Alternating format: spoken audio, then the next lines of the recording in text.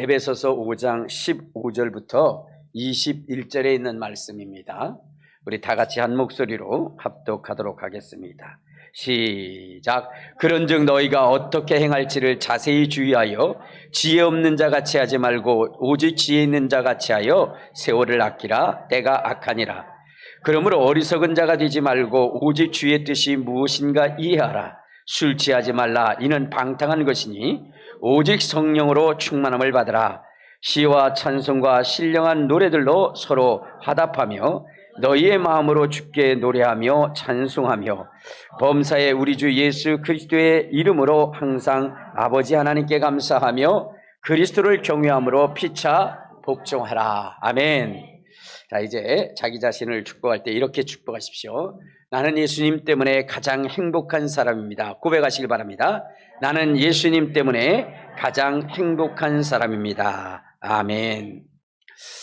자, 여러분, 예수님께서 제자들에게 말씀하실 때에 시대를 분별할 수 있는 사람들이 되라라고 이렇게 말씀을 하셨습니다. 여러분, 우리의 신앙생활 속에 우리가 면밀히 살피고 그리고 우리가 알아야 되는 것은 다른 것이 아니라 바로 지금 이 시대가 어떠한 시대인지를 분별하고 살아가야 된다는 겁니다. 시대를 알게 될 때에, 때를 알게 될 때에 우리는 우리가 어떻게 행동해야 할지를 알게 되는 것입니다.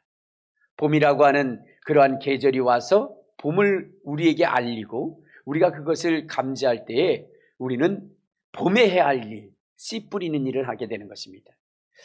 가을이 왔을 때에 여러분, 우리가 그 가을에 대하여 인지를 하게 되면 어떻게 되죠?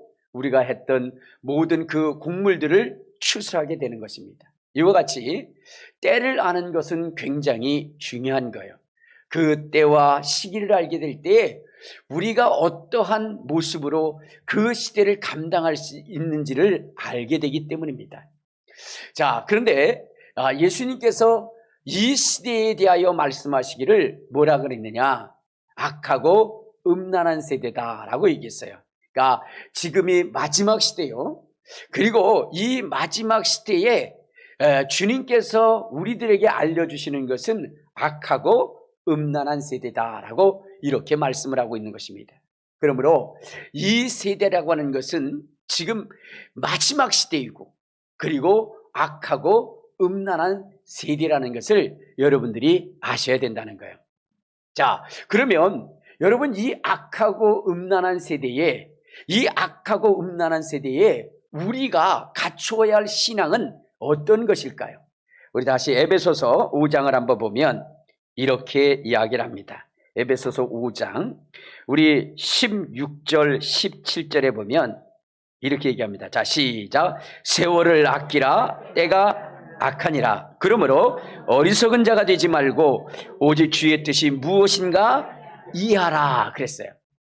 그러니까 여러분 이 악한 시대에, 이 마지막 시대에 우리가 해야 되는 것이 무엇이냐면 세월을 아끼라는 겁니다. 세월을 아끼라. 여러분, 세월을 아끼라 했는데 이 세월을 아끼라는 뜻은 어떤 뜻일까요? 세월을 구원하라. 네, 세월을 구원하라. 그런 뜻이에요. 그러니까 세월을 구원한다는 것은 무엇이냐면 이 세월을 통해서 이제 지옥을 향하여 달려가는 이 세상을 구원하라. 수많은 사람들을 구원하라는 거예요. 그것이 바로 세월을 아끼는 것입니다. 그리고 때가 악한 시대에 우리가 해야 할 일이라는 것입니다. 자, 여러분, 여기서 악하다, 세상이 악하다 이렇게 이야기를 하고 있는데 여러분 이 악하다라는 것은 무엇을 의미하는 것이냐면 여러분 이제 이 세상 가운데는 누가 존재하느냐? 누가 존재해요? 마귀, 사단이 존재합니다. 그 사단은 원래 하나님을 섬기던 그러한 자였는데 그가 하나님을 대적하고 하나님 앞에 반기를 들음으로 말미암아 미갈에 의뢰하여 이 세상으로 쫓겨내려온 존재입니다. 그래서 우리 한번 성경을 한번 보시면 자, 누가복음 10장에 보면 이렇게 이야기를 합니다. 누가복음 10장 우리 18절에 보면 이렇게 나옵니다. 18절 시작. 예수께서 이르시되 사단이 하늘로부터 번개같이 떨어지는 것을 내가 보았노라. 그러니까 예수님께서 이 세상에 계시면서 보신 것이 있는데 그것이 뭐냐면 사단이 하늘로부터 번개같이 떨어지는 것이라는 거예요. 자, 그러므로 이 세상은 누가 지배하느냐? 마귀 사단이 지배하는 거예요. 자, 우리 한번 성경을 한번 봅시다. 어디를 보시냐면 에베소서 2장에 보면 이렇게 이야기합니다.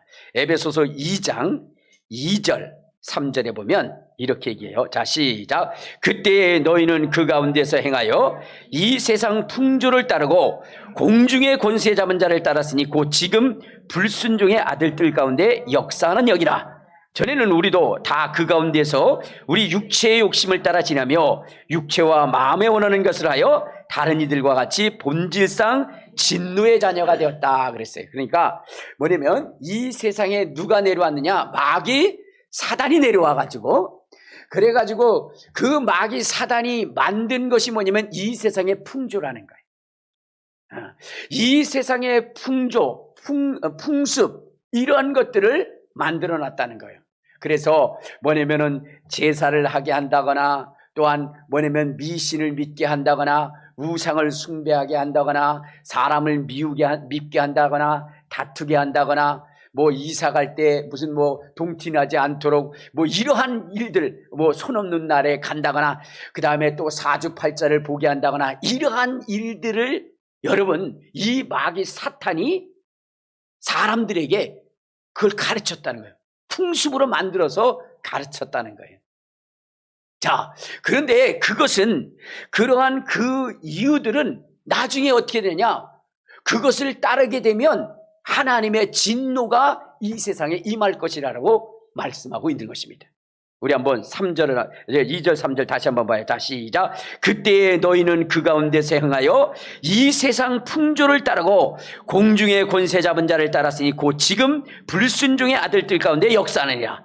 전에는 우리도 다 그 가운데서 우리의 육체의 욕심을 따라 지내며 육체와 마음에 원하는 것을 하여 다른 이들과 같이 본질상 진노의 자식이 됐다. 그러니까 이 세상의 풍조와 풍습을 따라 살아가게 되면 그러면 하나님의 진노의 대상이 된다는 거예요. 자, 그런데 여러분 우리가 더 경계하고 경계해야 되는 것은 마지막 시대가 되면 이러한 이 마귀 사탄이 우리로 하여금 더 격동시켜서 하나님을 대적하게 만들고 그리고 이 마귀 사단의 괴계에 빠져서 그래서 더더욱 인생이 저주받고 고통받고 그리고 끝내는 마귀들이 가야 할 영영한 불에 들어가도록 그렇게 한다는 거예요. 자, 우리 한번 요한계시록 12장. 자, 요한계시록 12장. 자, 우리 9절에 보면 이렇게 얘기합니다. 9절. 자, 시작. 큰 용이 내어 쫓기니 옛뱀 곧 마귀라고도 하고 사단이라고도 하며 온 천하를 깨는 자라. 그가 땅으로 내어 쫓기니 그의 사자들도 그와 함께 내어 쫓겼다. 그들이 내어 쫓겨서 우리 인생들에게 뭐요? 이렇게 좋지 않은 하나님을 대적하는 그러한 그 풍습을 전했다는 거예요. 그래서 사람들을 지옥 가게 했다는 거예요. 그런데 이제 마지막 시대가 되면 더더욱 이 마귀 사탄은 기승을 부린다는 거예요. 그래서 이 땅을 저주스럽게 만들고 이 땅을 고통스럽게 만들고 그리고 이 세상의 모든 사람들을 다 미혹해서 그래서 다 지옥으로 이끌어 간다는 거예요. 그래서 그때를 향하여 성경은 뭐라고 얘기하느냐? 12절을 한번 봐요. 12절 시작. 그러므로 하늘과 그 가운데 거하는 자들은 즐거워하라. 그러나 땅과 바다는 화 있을진저 이는 마귀가 자기의 때가 얼마 남지 않은 줄을 알므로 크게 분내어 너희에게 내려갔습니다. 그러니까 이 마귀 사탄이 이제 자기가 지옥 갈 날이 얼마 남지 않으니까 이제 혼자 갈 수 없다는 거예요. 그래서 사람들에게 어떻게 돼요? 사람들에게 그 간교한 계략을 통해서 무수한 사람들을 다 지옥으로 이끌어간대. 할 수만 있으면 예수를 믿는 사람들까지라도 다 미혹해서 저 지옥으로 끌고 가려 한다는 거예요. 그래서 여러분들 이 마지막 시대의 시대상을 여러분들이 잘 파악해야 되는 겁니다. 마지막 시대에 마지막 시대에 우리가 어떻게 살아가야 될지를 여러분은 잘 아셔야 된다는 거예요. 그래서 이 악한 세대 속에서 어떻게 돼요? 우리는 세월을 아껴야 되는 겁니다. 자, 그런데 세월을 아낀다는 것은 무엇이냐? 어떻게 하는 것이 세월을 아끼는 것이냐? 우리 다시 한번 어디를 보시냐면, 자, 에베소서 5장으로 한번 가봐요. 자, 에베소서 5장에 가보면, 자, 16절, 17절, 18절 세 절을 보도록 하겠습니다. 자, 시작. 세월을 아끼라, 때가 악하니라. 그러므로 어리석은 자가 되지 말고 오직 주의 뜻이 무엇인가 이해하라. 술 취하지 말라. 이는 방탕한 것이니 오직 성령함으로 충만함을 받으라. 그러니까 여러분, 세월을 아끼라고 얘기했는데 이 마지막 시대에, 악한 시대에 세월을 아끼라고 했는데 그 아끼는 방법은 첫째, 어리석은 자가 되지 말라는 거예요. 어떤 사람이 되지 말라고요? 어리석은 자가 되지 말라요. 어리석은 자. 그러면 여러분, 어리석다라고 하는 것은 무엇일까요? 어리석다. 우리가 가끔 가다 그랬죠.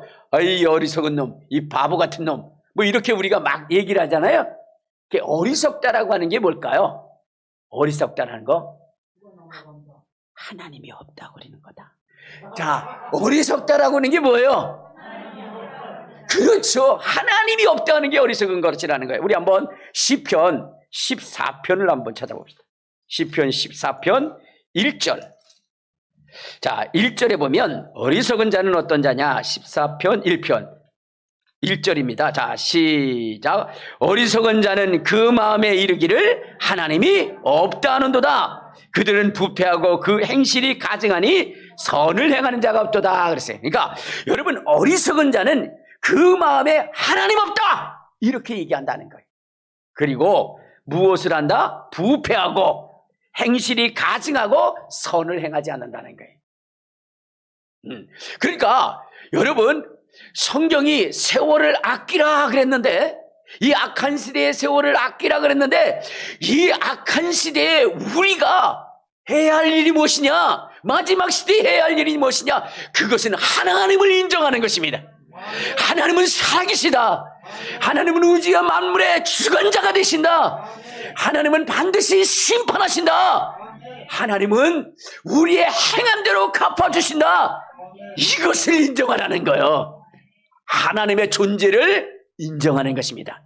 여러분, 하나님의 존재를 인정하십니까? 하나님의 존재를 인정하십니까? 예, 마지막 시대에 어리석은 자가 되지 않는 것은 하나님을 인정하는 거예요.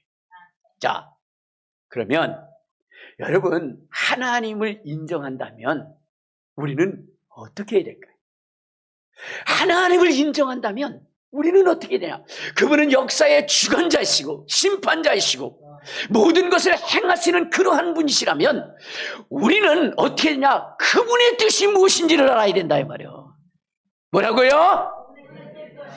그분의 뜻이 무엇이냐? 하나님 살아계신다 그러면 그분의 뜻을 우리가 살펴야 될 거 아닙니까? 그래서 자, 우리 한번 다시 한번 봐요. 자, 에베소서 5장.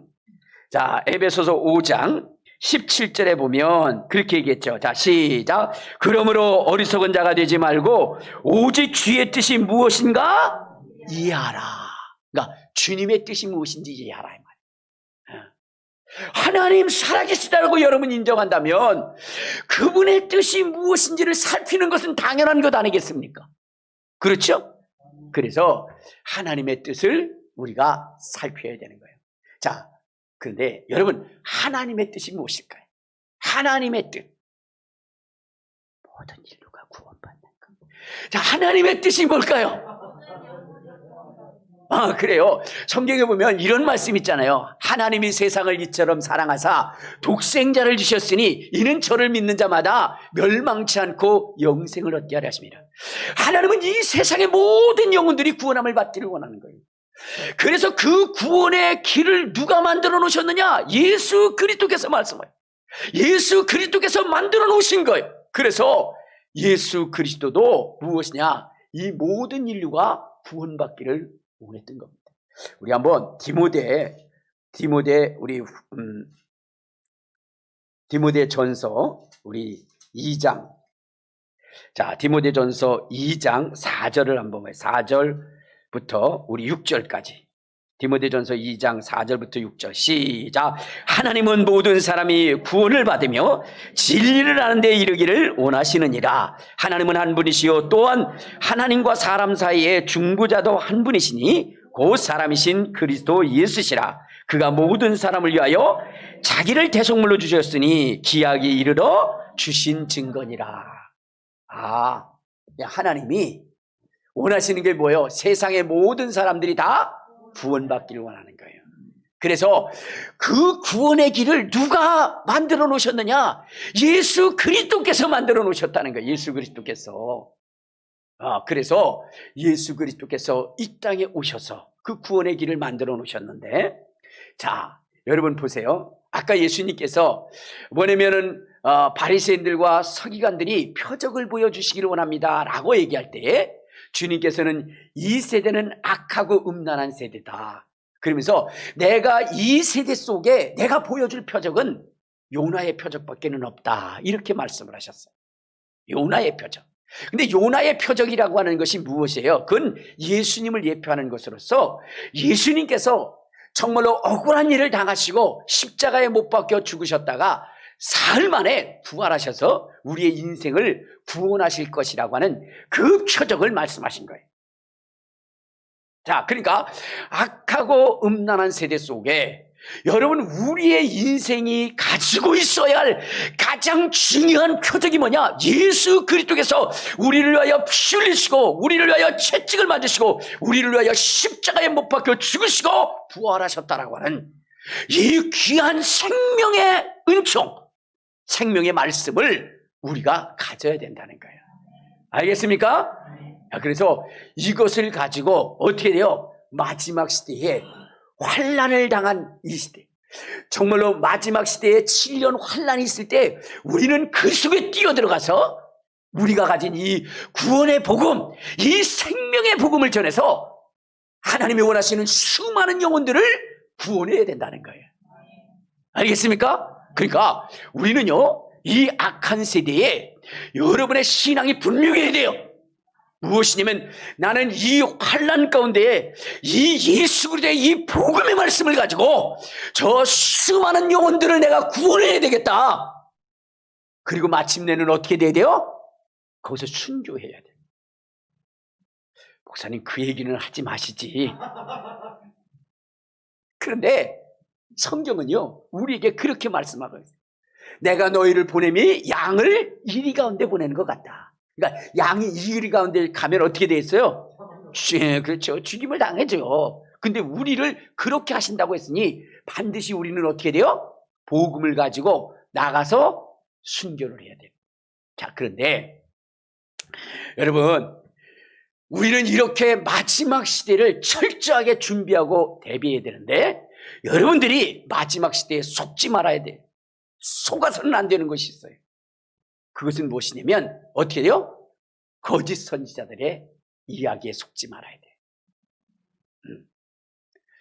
여러분 우리는 성경이 우리에게 말씀하시는 바만 우리가 믿고 의지하며 나가야 되는 것입니다. 그런데 여러분 우리가 우리를 위하는 것 같은데 여러분 거짓 선지자가 되어서 오히려 사망으로 이끌어가는 사람들이 많이 있다는 거예요. 마음에 원하는 대로, 육체에 원하는 대로 설교해서 하나님의 본질적인 말씀, 그 뜻과 그 방향을 잃어버리게 만든다는 거예요. 그래서 망하게 만든다는 거예요. 여러분 예수님이 이 땅에 오셨을 때요, 그때에 예수님이 메시아인지 아닌지를 구분하면서 그러면서 평가한 사람들이 있어요. 그 사람들이 누구냐면 바리새인, 사두개인, 서기관들. 근데 이들이 예수님을 평가할 때에 뭐라고 평가했느냐? 하나님을 모독하는 자라고 평가했어요. 왜 그렇죠? 왜 그렇죠? 그것은 여러분 그 서기관들과 바리새인들이 또 제사장들이 원하는 그러한 일을 예수님이 하지 않는 거예요. 오히려 뭐예요? 그들의 그러한 뜻과는 전혀 상관없이 오히려 반하는 그러한 말씀을 예수님이 증거하는 거예요. 여러분, 서기관들과 바리새인들이 원하는 것은 무엇입니까? 예수님이 메시아가 이 땅에 오셔서 그래서 저 로마의 정권을 무너뜨리고 그리고 이스라엘을 왕성하게 일으켜서 그래서 그 누구도 이스라엘을 넘볼 수 없고 그 좌우편에 서서 떵떵거리면서 그러면서 사는 것이 누구요? 서기관들과 바리새인들의 요구였던 것이에요. 그런데 예수님은 오셔가지고 나는 죽으러 간다. 나는 정말로 고난을 당하러 간다. 십자가에 못 박혀 죽으러 간다. 그러니까 여러분, 이 서기관들과 바리새인들이 볼 때 그를 뭐냐면 만약에 메시아라고 얘기해버리면 어떻게 되겠어요? 자기네들도 다 그렇게 해야 되거든. 그러니까 그는 메시아가 아니다라고 그렇게 결론을 내린 거예요. 근데 또 반면에는 이런 분들이 있어요. 선지자들이 있는데 또 아주 옳은 선지자들이 있는데 그 성경의 전체를 다 면밀히 살펴보니까 어떻게 되는 거예요? 예수님은 이 땅에 막 권력자로 와서 그 강력한 군대들을 세워가지고 그래서 적군을 물리치는 것이 아니라 예수님은 털 깎는 자 앞에서 어떻게 돼요? 잠잠함과 같이 그렇게 가실 분이에요. 그가 찔림은 우리의 허물 때문이요 그가 상함은 우리의 죄악 때문이라 그가 채찍에 맞음으로 우리가 징계를 그러면서 그런 말씀을 하면서 그것을 가르치는 거예요.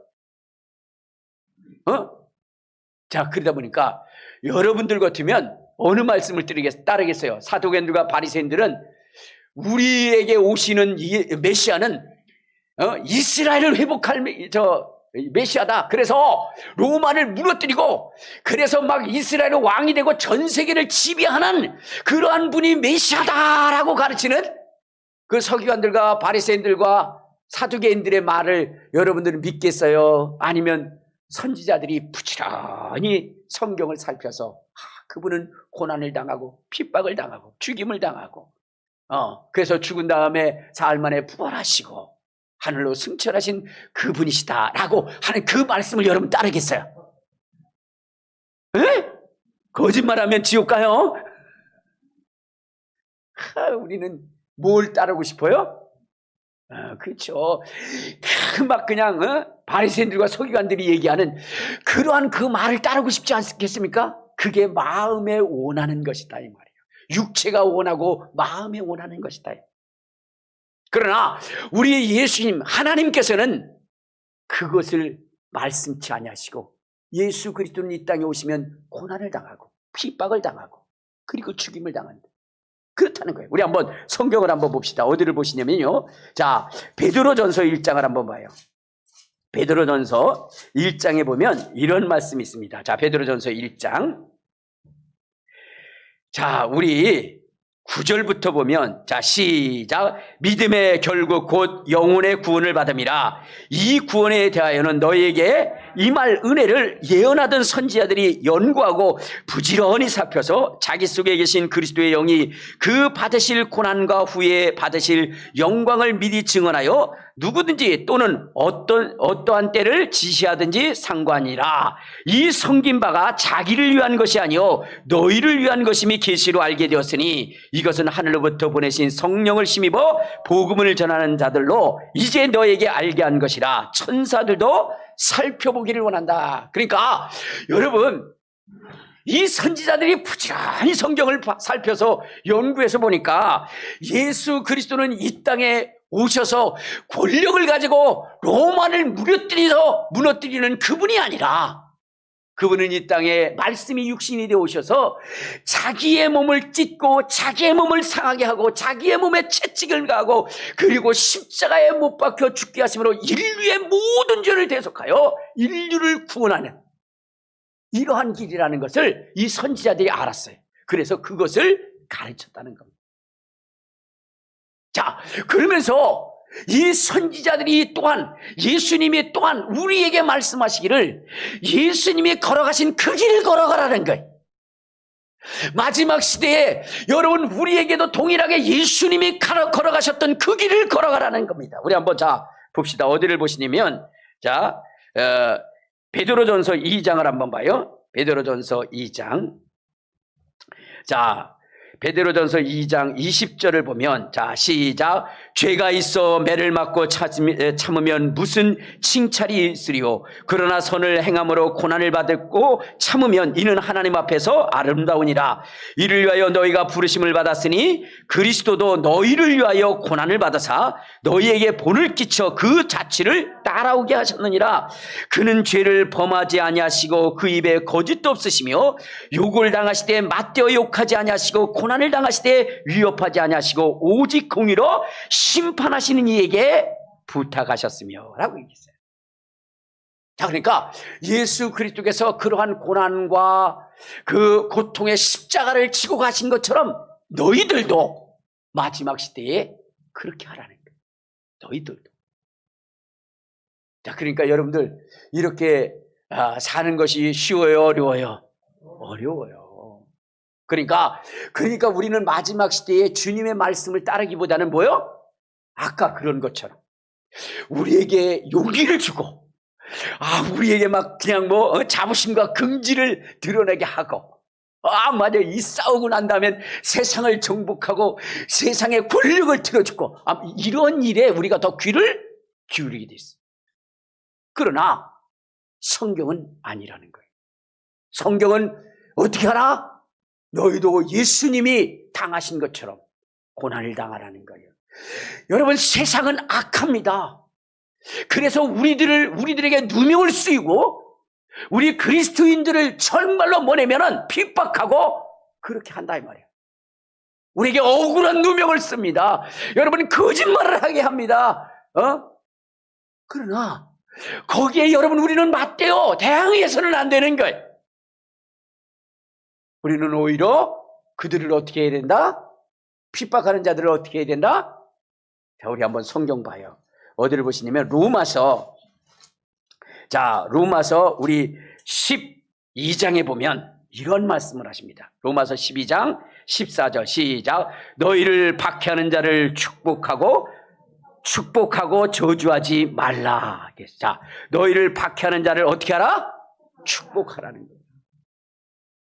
그리고 그들에게 저주하지 말라는 거예요. 응? 저주하지 말라. 그러면서 뭐라 그랬어요? 17절 시작. 아무에게도 악을 악으로 갚지 말고 모든 사람 앞에서 선한 일을 도모하라. 그러니까 악을 행하지 말라는 거예요. 그러니까 그들이 우리에게 욕하고 우리에게 누명을 쓴다고 해서 맞대어 그들을 대항하지 말라는 거예요. 오히려 그들을 뭐하라? 축복하라는 거예요. 그리고 19절에 보면 이렇게 얘기합니다. 자, 시작. 내 사랑하는 자들아, 너희가 친히 원수를 갚지 말고 하나님의 진노하심에 맡기라. 기록되었을 때 원수 갚는 것이 내게 있으니 내가 갚으리라. 주께서 말씀하시니라. 내 원수가 줄이거든 먹이고 목마르거든 마시게 하라. 그리함으로 내가 숯불을 그 머리에 쌓아 놓으니라. 악에게 지지 말고 선으로 악을 이기라. 그러니까 우리는 여러분 악한 자에게 악으로 갚지 말라는 거예요. 오히려 그들을 축복하고 그들을 품으라는 거예요. 그건 왜 그런 거죠? 왜 그런 거죠? 여러분, 우리가 하나님을 인정하기 때문에 그렇습니다. 심판하실 일은 우리가 아니라 누구라? 하나님이시라 이 말이에요. 그러면 하나님께서 왜 우리에게 심판하지 말고 우리에게는 그들을 긍휼히 여기고 그들을 불쌍히 여기고 그들을 축복하라 하셨는가? 그 이유가 무엇인지 아세요? 그것은 다른 것이 아니라 하나님이 우리를 심판하실 때에 뭐냐면 우리를 심판하실 때에 긍휼한 마음으로 심판하게 하기 위함입니다. 성경에 보면 긍휼히 여기는 자는 뭐라고요? 긍휼히 여김을 받으시리라. 여러분, 우리가 하나님 앞에 섰을 때에 긍휼 없는 심판을 받게 되면 여러분들 우리는 하나님 앞에 설 자가 아무도 없는 것입니다. 그러나 하나님이 우리를 심판하실 때 무엇으로? 긍휼로 심판하시기 때문에 우리가 그 하나님의 어마어마한 그 공의로움과 정의로운 심판, 여러분 홀이라도 갚지 않으면 그 속에서 남을 수 없는 그렇게 심판하시는 그 심판을 우리가 이길 수 있다는 것입니다. 무엇으로? 하나님의 긍휼하심으로. 여러분, 이건 제가 얘기하는 것이 아니라 성경이 얘기하는 거예요. 자, 우리 한번 봐요. 어디를 보시냐면 야고보서를 한번 봅시다. 야고보서 자, 야고보서 우리 2장 12절 13절을 보면 이런 말씀이래요. 자, 시작. 너희는 자유의 율법대로 심판을 받을 자처럼 말도 하고 행하기도 하라.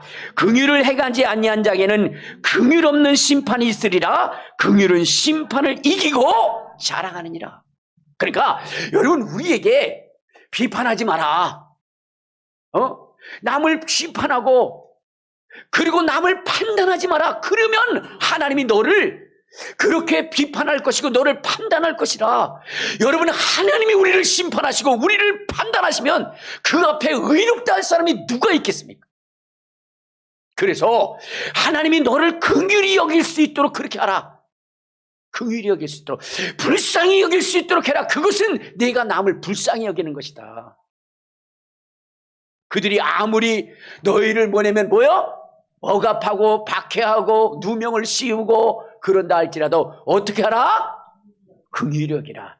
이것은 우리가 긍휼히 여김을 받을 뿐만 아니라 여러분, 정말로 이 세상에 그러한 그 영혼들을 주께로 인도할 수 있는 놀라운 기준이 되기 때문에 그렇습니다. 여러분, 세상은 악한 자의 손에 잡혀 있습니다. 그런데 그들이 우리에게 악하게 할 때 우리도 거기에 맞대어 싸우면요, 그들은 결코 우리 속에 돌아오지 않습니다. 그들을 돌아오게 하는 방법은 뭐죠? 긍휼히 여기는 거예요. 맞대어 욕하지 않는 것입니다. 맞대어 싸우지 않는 것입니다. 오히려 그 영혼을 불쌍히 여기고 품는 거야. 그럴 때 그 영혼이 돌아오게 되어져 있는 것입니다. 그래서 여러분, 우리의 사명은 이 환난 때에 영혼을 주께로 인도하는 거잖아요. 그렇죠? 여러분, 하나님이 간절히 원하는 것은요, 세상의 사람들이 다 심판을 받고 지옥에 가는 것을 원하지 않아요. 그렇기 때문에 그 환난의 날에도 우리 예수 믿는 사람들이 긍휼하는 심령을 가지고 그들 속에 찾아가서 그들의 영혼을 구원하는 것을 우리 주님 원하시는 것입니다. 그래서요, 성경에 보면 이렇습니다. 우리 한번 요한계시록 14장에 보면 하나님이 세상의 영혼들을 얼마나 사랑하는지, 14장 6절을 한번 봐요. 자, 시작. 또 보니 다른 천사가 공중에 날아가는데 땅에 거하는 자들 곧 모든 민족과 종족과 방언과 백성에게 전할 영원한 복음을 가졌다. 여러분, 지금 이 절박하고 이 어려운 시대에도 주님은 뭐냐면 어떻게 돼요? 복음을 들고 그 지옥을 향하여 달려가는 그 영혼들을 구원하기를 원하여 이 영원한 복음을 여러분 가게 했다는 거예요. 가지고 가게 하겠다는 거예요. 그러니까 우리가 어떻게 해야 돼요? 여러분, 마지막 시대에 우리는 어떻게 된다? 그들을 대적하는 것이 아니라 그들을 구원해야 돼요. 그러면 구원하려면 어떻게 돼요? 긍휼함이 있어야 되는 거예요. 긍휼함이. 불쌍히 여기는 마음이 있어야 되는 것입니다. 여러분 보세요. 이 스데반이라고 하는 사람이 복음을 전하다가 순교를 당하죠. 왜 기독교인들이 여러분 순교를 당하느냐? 제가 여러분들에게 늘 말씀드린 것 중에 하나가 뭐냐면 7년 환란이 있을 때 여러분들 순교할 각오를 해라 라고 말씀을 드렸어요. 우리는 거기서 순교해야 됩니다. 그래야 천년왕국에 들어가고 그래야 많은 영혼들을 구원한다라고 말씀을 드렸어요. 주님도 말씀하시기를 내가 너희를 보내면 양을 이리 가운데 보내는 것과 같다라고 이렇게 말씀을 하셨어요. 이것은 여러분, 우리가 죽지 아니하면, 우리가 순교당하지 않으면 어떻게 돼요? 그렇지 않으면 영혼들이 돌아올 수 없어요. 여러분, 극악 무도했던 그러한 그 바울이 주께로 돌아온 이유는 무엇일까요? 스데반의 죽음 때문이었어요. 스데반의 죽음. 근데 여러분, 그 스데반이 그 죽을 때에 어떠한 마음을 가지고 죽었느냐? 용서하는 마음을 가지고 죽었다는 거예요. 알겠습니까? 용서하는 마음. 아버지여, 저들의 죄를 저들에게 돌리지 마옵소서. 주여, 저들의 죄를 용서하옵소서. 어떻게 여러분들 돌로 던지는 그 앞에서 그들을 향하여 용서할 수 있겠습니까? 그런데 바울이라고 하는 사람이 돌아오게 하기 위해서는 어떻게 돼야 돼요? 원망하고 불평하는 것이 아니라, 그들을 맞대어 대적하는 것이 아니라 오히려 그들의 죄를 용서해달라고 용서하는 마음을 가지고 가질 때 그 영혼이 돌아오게 되는 거예요. 여러분, 예수 그리스도의 그 용서가, 십자가의 용서가 여러분 수많은 영혼들을 죽기로 돌아오게 할 수 있었던 것입니다. 여러분, 복음이 전파될 때에 그때의 희생이 필요한 거예요. 우리는 그들과 맞서 싸우면요 절대로 그 영혼들을 구원할 수 없습니다. 구원하는 길은 희생하는 길이고 용서하는 길이고요, 긍휼히 여기는 것입니다. 그리할 때 하나님의 역사가 일어나는 거예요. 우리 한번 사도행전 9장을 한번 봅시다. 하나님께서는 이 바울에게 귀중한 그 사역을 맡겼어요. 자, 9장 15절. 그런데 이 사역 속에서 하나님이 이 사역을 이루려면 반드시 바로 당해야 하는 일이 있다는 거예요. 자, 15절 16절 시작. 주께서 이르시되 가라, 이 사람은 내 이름을 이방인과 임금들과 이스라엘 자손들에게 전하기 위하여 택한 나의 그릇이라.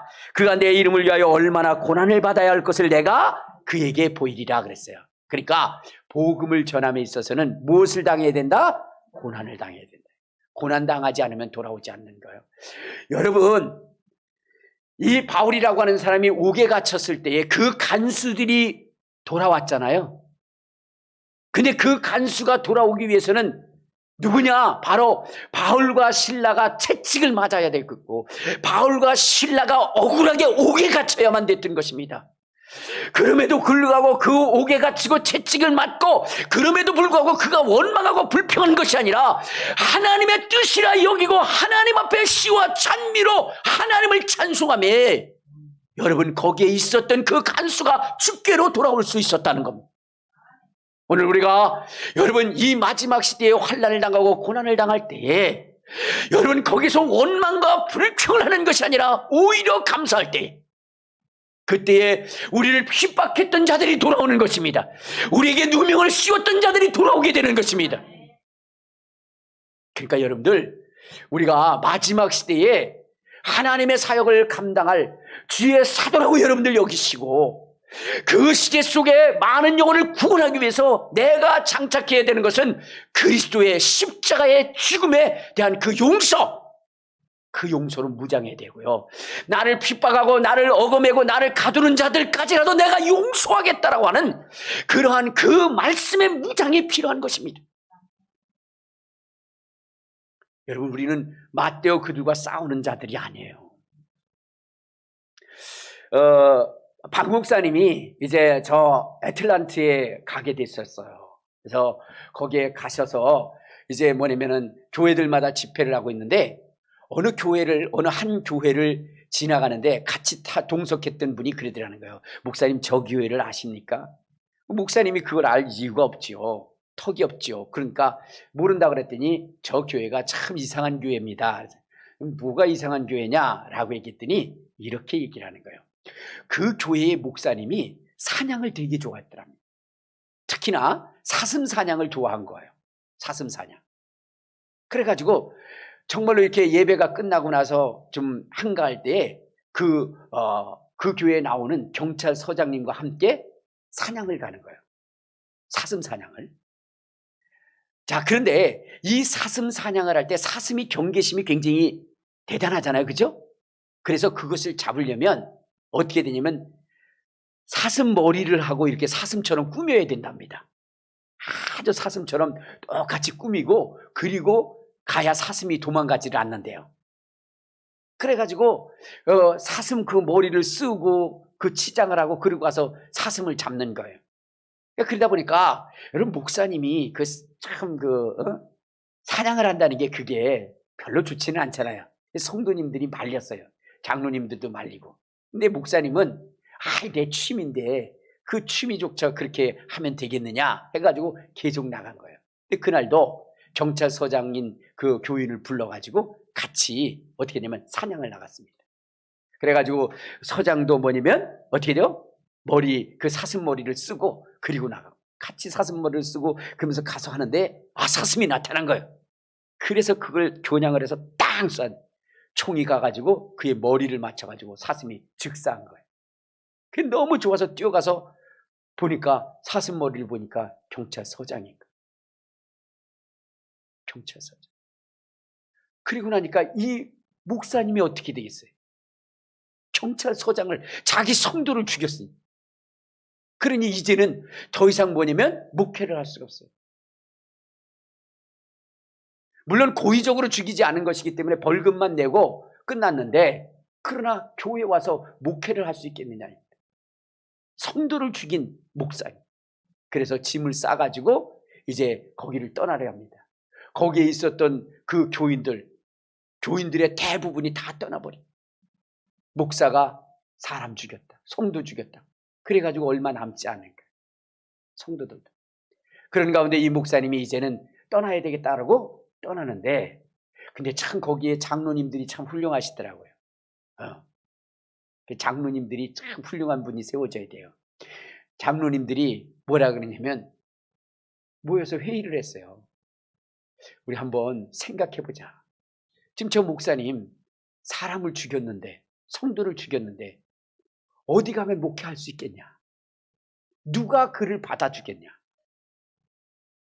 물론 그의 그 잘못은 있지만, 그러나 우리가 주님의 마음으로 용서하고 다시금 목회를 할 수 있도록, 우리 교회에서 목회할 수 있도록 그렇게 하자. 그렇게 얘기를 한 거예요. 그래가지고 장로님들이 다 동의를 해서, 그래서 목사님이 거기서 다시 목회를 할 수 있게 했어요. 그 이후에 이 목사님은 어떻게 하셨을까요? 사슴 사냥 또 갔을까요? 안 갔겠죠. 철저하게 회개를 하고, 그리고 나서는 목회를 하는데 얼마나 영혼들을 사랑하는지. 여러분, 얼마 되지 않았던 그 교회가 4만 명이 모이는 어마한 교회로 부흥하게 된 것입니다. 여러분, 그렇게 많은 영혼이 올 수 있었던 이유가 뭘까요? 범죄했지만 용서했기 때문입니다. 용서했기 때문에. 주님께서 가장 악하다라고 여기는 것은 무엇이냐면, 주님이 1만 달란트의 그러한 그 빚을 탕감해주고 용서해줬는데 100데나리온이라고 하는 그런 적은 것조차도 용서 못하는 그를 악하고 아주 극악한 종이라고 그렇게 여기면서 그를 내치지 않았습니까? 여러분, 우리는 용서하는 자가 돼요. 용서하는 자, 긍휼히 여기는 자가 되어야 됩니다. 남의 허물을 보는 것이 아니라 그의 허물을 덮으며 사랑해 줄 수 있는 사람, 그것이 우리 하나님이 원하시는 그러한 사람. 마지막 시대에 여러분, 수많은 악에 사로잡혀서, 마귀 사단에 사로잡혀서 사람을 분노하게 하고 마음에 원하는 것을 하게 하고 이러면서 정말로 그 인간의 이성을 잃어가는 그들을 하나님의 사랑으로 용서할 수 있게 될 때 그들이 주님께 돌아올 수 있는 것입니다. 여러분, 우리 주기철 목사님 잘 아시죠?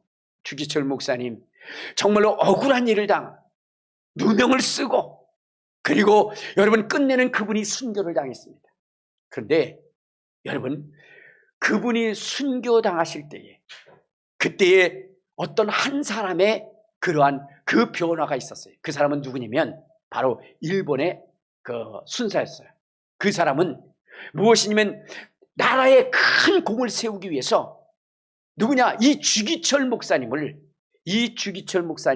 잡고 그를 뭐냐면 개조시켜서, 그래서 이 일본의 큰 업적을 세우려고, 그래서 자기가 좋은 그러한 높은 자리에 올라오기 위해서 이 주기철 목사님을 찾아오고, 그리고 그를 고문하기 시작합니다. 자, 그런데 여러분, 정말로 그를 고문하고 그에게 그 신앙을 포기시키고 그렇게 함에도 불구하고 그 주기철 목사님은 결코 자기 신앙을 포기하지 않아요. 그래서 정말로 지치다 또 내보내면, 그러면 어떻게 될까요? 도망가야 될 거 아니겠습니까? 도망도 안 가. 그래서 또 잡아다가 또 고문하고, 그 다음에 또 내놓고 막 그렇게 하면서 했는데, 그 정도만 되면 어떻게 되겠어요? 그 마음속에 분노가 일어나지 않겠습니까? 원망하는 마음이 생기지 않겠습니까? 그러나 그분은 원망하지 않는, 오히려 용서하는 것. 그때 그는 느꼈어요. 그때 당시에 정말로 그 신사를 참배하라고 그렇게 외칠 때 수많은 목사님들은 거기에 복종하고, 그렇죠? 그리고 뭐냐면 속으로는 그를 미워하고 그 순사들을 미워하지만, 그러나 어떻게 돼요? 자기의 유익과 이익을 위해서, 그래서 어떻게 돼요? 거기에 순종하고 그럽니다. 그러나 주기철 목사님은 핍박을 당하더라도, 고난을 당하더라도, 죽임을 당한다 할지라도 그 고난을 온몸으로 담았지만 그러나 미워하지 않았어요. 그때 그가 이렇게 얘기합니다. 당신이 믿는 하나님과 이 주기철 목사님이 믿는 하나님은 다른 하나님입니다. 다른 하나님. 마음에 원하는 것과 육신의 요구를 위해서 그렇게 하는 당신들과 끝까지 하나님의 말씀을 지키며 나아가는, 그러면서 사랑하는 이분과의 차이는 무엇입니까? 그래서 결국은 이분이 그 주기철 목사님을 어떻게 돼요? 개종시키고, 그리고 높은 지위에 올라가려고 하는 그것을 포기하고, 그리고 그는 평민으로 돌아갑니다. 여러분, 우리는 바로 그런 사람이 돼요. 그들의 악함을 용서와 사랑으로 포기시킬 수 있는 사람이 되지, 대항하는 사람이 되어서는 안 되는 것입니다. 대적하는 사람이 되어서는 안 되는 것입니다. 주기철 목사님의 아들이신 주영진 전도사님도 결국은 공산당에 의해서 순교를 당하게 되는데, 그가 정말로 아버지의 걸어갔던 그 길을 걸어갑니다. 그러면서 그는 하나님 앞에 기도한 것이 있어요. 하나님, 아버지가 걸어가신 그 길을 나도 따라가려 합니다. 그러나 이 길 속에서 그들이 나를 박해하고, 그들이 나를 고문하고, 그들이 나를 죽이려 할 때에 내 마음속에서 그들을 미워하는 감정이 생기지 않게 하옵소서. 오히려 긍휼력이고 불쌍히 여길 수 있는 마음을 갖게 하옵소서. 여러분, 그 전도사님은 바로 그러한 마음과 심령으로 살다가 결국 공산당이 1950년 그를 생매장시킵니다. 그래서 죽여요.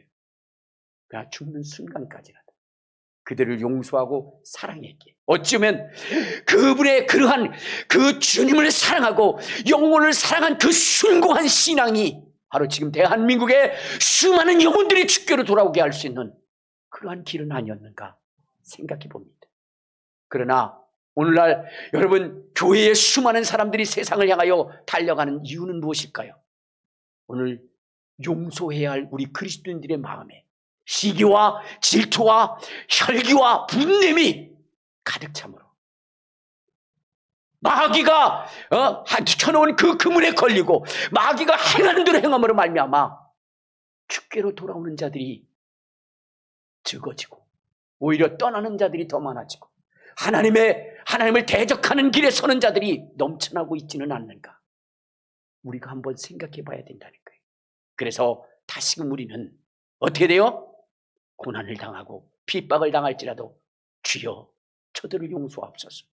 그러면서 그렇게 순교했던 바로 스데반처럼, 그리고 우리 예수님처럼, 그리고 주기철 목사님과 주영진 전도사님처럼 그러한 심령으로 우리 시가 무장되어질 때에 세상은 주께로 돌아오게 되는 것이고 악한 마귀 사탄은 영원한 심판을 받게 되는 것입니다. 우리 모두 여러분, 이 악한 세대 속에, 여러분 이 때가 악한 이 시대 속에 우리는 정말로 성령의 충만함으로 영혼을 사랑하고 긍휼히 여기고 불쌍히 여겨 그들의 영혼을 하나님의 뜻, 예수님의 뜻, 그 뜻대로 주께로 인도할 수 있는 저와 여러분 되시기를 주님의 이름으로 축원합니다.